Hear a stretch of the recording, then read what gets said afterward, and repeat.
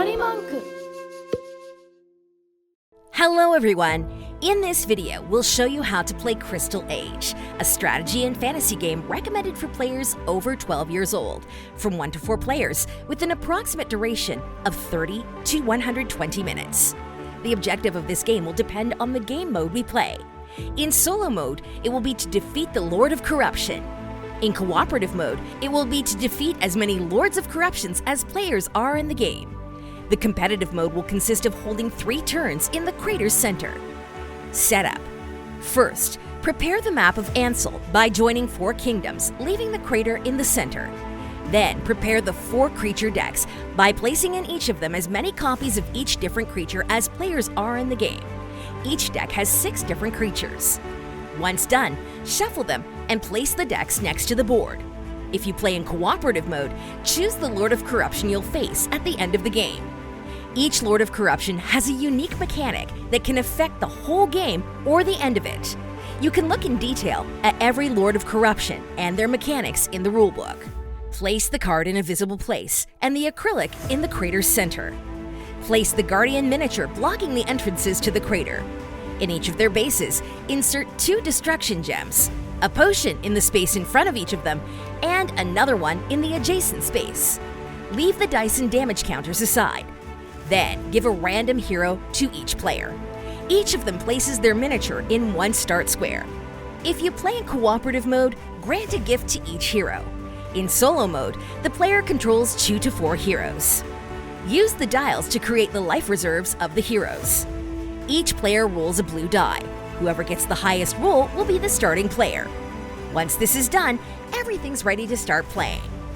Game round.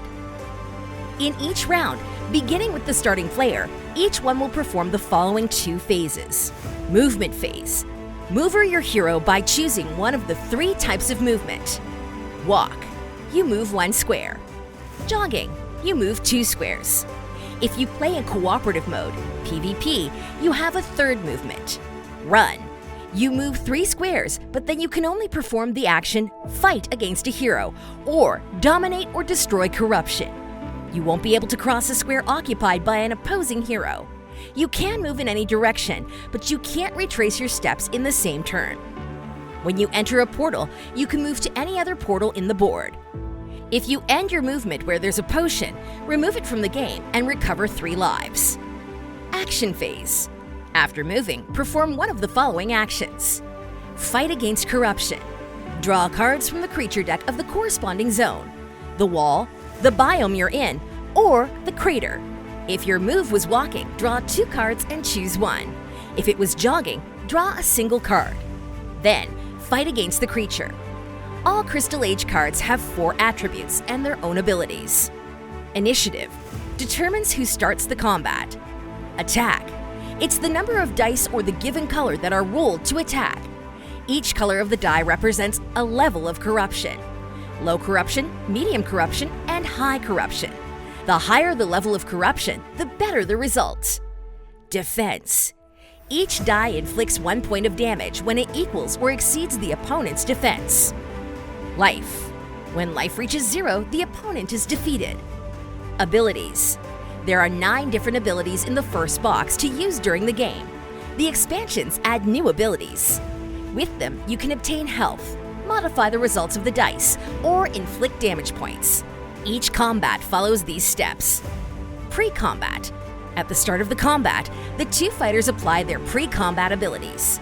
These are Ambush. At the beginning of a combat, the enemy gets an unblockable damage point. Guardians are immune to this ability. Regenerate. At the beginning of a combat or a Guardian trial, increase your health by 1 point, allowing you to exceed your maximum health reserve. Impact. Get an additional attack point of low, medium, or high corruption, depending on your icon's color. You can use all the obtained dice this way, in all of your rolls, to the end of the current combat or Guardian trial. Once you've applied the abilities of the pre-combat, whoever has the higher initiative, or in the case of a tie, whoever has triggered the combat, begins their attack round. Attack round. Offensive. The attacker rolls the attack dice of the corresponding colors and uses their offensive abilities. These are Mastery.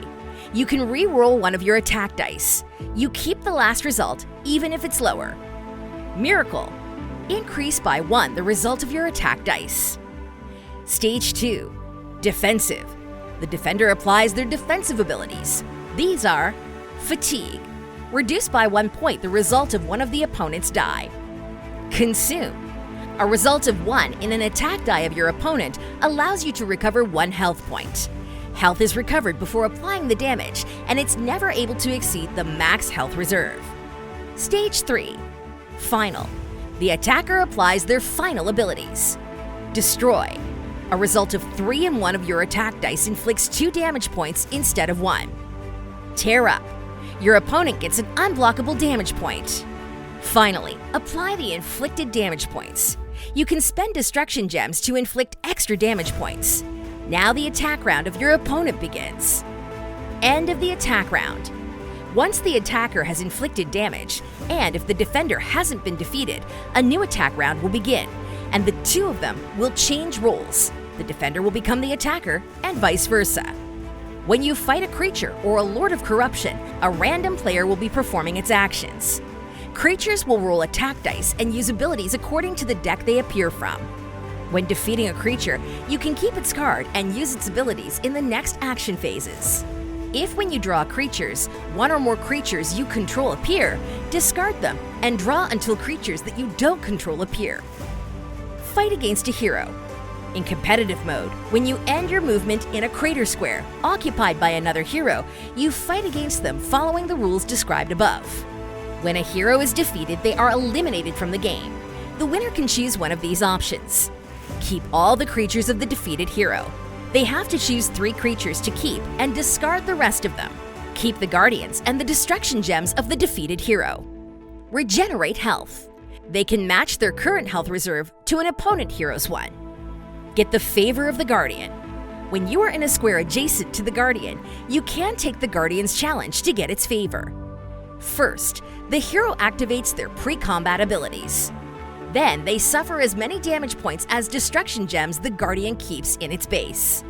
After that, roll your attack dice and use your offensive and final abilities to inflict damage.